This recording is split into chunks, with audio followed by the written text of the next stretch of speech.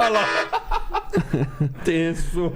Ai, mano, mas é isso, a gente é resiliente, teimosos, digamos assim, a gente veio perdurando aí ao longo dos anos, com outras bandas, com o próprio Resgate que veio aqui esses dias, né? Sim. Cats Barné, Vocês enfim. já começam já compondo música ou tocando músicas mesmo da igreja? Que Não, já... sempre foi da igreja, cara. É? A oficina já nasceu assim. E até tem um porquê dessa resiliência. Pelo seguinte, naquela época tinha uma frase que foi Raul Seixas que disse, que o diabo era o pai do rock. É, E, cara, isso pegou de um jeito. isso, né? e biblicamente, Exatamente. nós como cristãos, biblicamente, a única coisa que o diabo é pai é da mentira, velho. É. Entendeu? E rock é apenas um estilo de música. O Voltão até usava sempre um exemplo que eu acho muito legal, que é igual uma faca. Na mão de um cozinheiro, uma boa refeição. Na mão de um assassino, causa a Exato, morte. exato. Então a música a gente enxergou sempre como uma ferramenta. Como que as notas podem ser alguma coisa maligna, né? é. Notas- Eu não Então, entendo. A gente tem 7 notas musicais. E os caras falam que tem nota musical santa e nota musical do diabo. É o mesmo dó que eu toco, o cara do Slay toca, o cara do Pantera toca. Meu Deus. Então qual que foi o nosso foco? Cara, nós sabemos quem é Deus, nós sabemos qual é a mensagem do Evangelho. O que a gente vai fazer? A gente só vai envelopar nesse rock and roll Um negócio que a gente gosta, e né? aquilo que a gente gosta, que é algo que a gente gosta, por isso que a gente toca, né?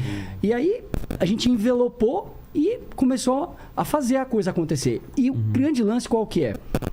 Querendo ou não querendo, todo homem, todo ser humano, ele tem essa coisa de tribo, né, cara? Claro. Não tem jeito. Quer pertencer a alguma Ele quer pertencer a alguma tribo. E o rock and roll era literalmente assim, dentro do meio do Brasil, assim, do meio cristão, era um gueto, né? Era um negocinho muito pequenininho. E foi muito legal, porque o Oficina, o Resgate, Cats Barné, toda essa galera abriu tudo isso. Mostrou pra galera, cara, a gente pode servir a Deus, a gente pode viver com Deus, pode viver uma vida do jeito que Deus quer que a gente viva, tocando rock and roll. Então, foi uma quebra, né? Foi uma quebra de muitos paradigmas. E eu me lembro até de uma vez que a gente estava numa entrevista numa rádio, que o cara falou assim, era uma rádio que não era cristã, o cara falou assim... Não, e essa frase, o que você diz da frase do Raul Seixas, né? Eu lembro que a gente brincou e falou assim, Raul Seixas, peraí, na Bíblia ele é apóstolo? Ele é o bispo? É o bispo. Qual livro que tá, né? Bispo Raul Seixas. Segunda Raul Seixas 3, versículo 4. Então, velho, Eu legal. nasci há 10 milhões... Então, legal, cara. Primeira carta de Raul Seixas aos apóstolos. A gente respeita o trabalho do cara, mas o que ele tá dizendo não é uma diretriz de vida pra nós. A opinião dele. É a opinião dele, exato. Ponto. E eu acho que tem uma coisa que vale dizer, né, que é o seguinte: a gente. As pessoas sempre misturaram as coisas e elas sempre existiram juntas, paralelas. Existe a música que ela existe dentro da igreja, desde os primórdios, que ela é usada para quê? Para você chegar no ambiente, você se quebrantar, se entregar, que a gente está falando do worship, está falando do louvor, está falando da música, do corinho, Sim. que a gente canta dentro da igreja, que a igreja católica canta dentro do Que tem um papel, da sua né? liturgia, tem um papel de preparar, de fazer o cara deixar as coisas lá para fora e se entregar. E tem o que nós começamos a fazer, nós não fomos os primeiros, mas tem a música cristã que é tratada como evangelismo, citada como evangelismo, que é a gente ir para a rua. Entendi. E cantar as verdades, não Ocupar só... uns espaços. Exato, e Exatamente. falar daquilo que a gente acredita para a moçada na nossa linguagem. Exato. É ser o João Batista musical em alguns momentos. E chegar e falar. Então a nossa atitude perante isso, de certa forma, chocou a igreja naquele momento. Janire chocou a igreja, Milad, Vencedores, porque eles tocavam músicas mais... Brazuca, né? Isso, tal. e falando dos problemas. Confrontando, Confrontando, te mostrando que existe uma alternativa pelo prisma de Jesus. Era isso. E aí criou-se toda uma... Não, porque na verdade a música é a mesma, só que existe uma música que é dada para o culto, para a liturgia do culto dentro da igreja, e a música que a gente chamou de evangelismo, que a gente vai para a rua, e foi a que tomou o Dama Choque, foi a que fez os eventos gigantescos como o SOS da Vida, Pacaembu, etc, etc. Vamos falar movimentos de uma música que sabia a que se propunha. Por que ela veio? Veio falar de Jesus como opção de vida pra galera. E a gente é isso aqui. Rock and roll, cabelo grande. A gente não faz apologia a isso, mas era assim que nós gostávamos de ser e éramos. Acho que é interessante falar assim, Vilela, basicamente a gente divide em 3 tipos de... Uma linguagem até crentez, mas 3 tipos de ministração. A gente fala a Deus, Tá. a gente fala ao homem que faz parte da nossa fé, ou seja, a igreja, mas a gente fala também àquele que não conhece o amor de Deus, que é o principal. Por que eu estou tocando esse assunto? Porque vamos dizer assim, é o alvo da Oficina G3. A Oficina G3 nasceu com esse objetivo. Cara, eu quero falar do amor de Deus para as pessoas que não conhecem Deus, para as pessoas que talvez não entrariam numa igreja. E eu sei o quanto é bom viver com Jesus. Então eu quero que essas pessoas também desfrutem disso. Não é que elas não vão ter problemas, porque todos nós temos problemas, mas a gente tem um porto seguro que se chama Jesus. Então esse foi o objetivo do G3. Por isso que quando o Jean falou que nós criamos e fomos muitas vezes confrontados, né, Jean? Porque muita gente não entendeu esse prisma. Olha, eles não estão falando para Deus, ou eles não estão falando exatamente para a igreja, mas o objetivo era esse. Falar do amor de Deus e também trazer questões, por exemplo, CD Indiferença. A música Indiferença fala sobre a indiferença do homem com a pobreza, com as pessoas que têm necessidades. Ou seja, várias músicas do Oficina, Brasil do Tempo, fala... Você está falando da música Indiferença. Acho que ontem a gente estava no carro, a gente até comentou assim que a música Indiferença tem um trecho dela que fala...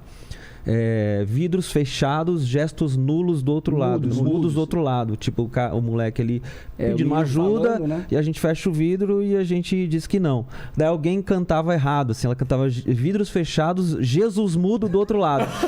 Daí é engraçado, né? Porque daí eu parei pra pensar, peraí, mas de certa forma esse jeito errado aí tem o seu sentido, né? Porque afinal de contas, se nós somos cristãos, pequenos cristos, a gente se propõe a ser imitador de Cristo, né? Isso. E a gente é um Jesus mudo ali pro outro lado, ou seja, a gente não tá sendo Jesus pra essa galera. É só no discurso, né? E Jesus tá nos dois lados da ponta, né, Duca? Do lado de lá, do lado de cá. Na mão que recebe e na mão que dá. Porque ele fala, né? Quando deste um copo d'água, um dos meus pequeninos, a mim você deu. Exato. Então ele tá nos dois lados. Ele tá dentro do carro ali, com a atitude do cara do coração de abrir e ajudar, mas ele também tá do outro lado lá, cara, eu tô precisando de ajuda. São os mistérios de Deus. Muito louco.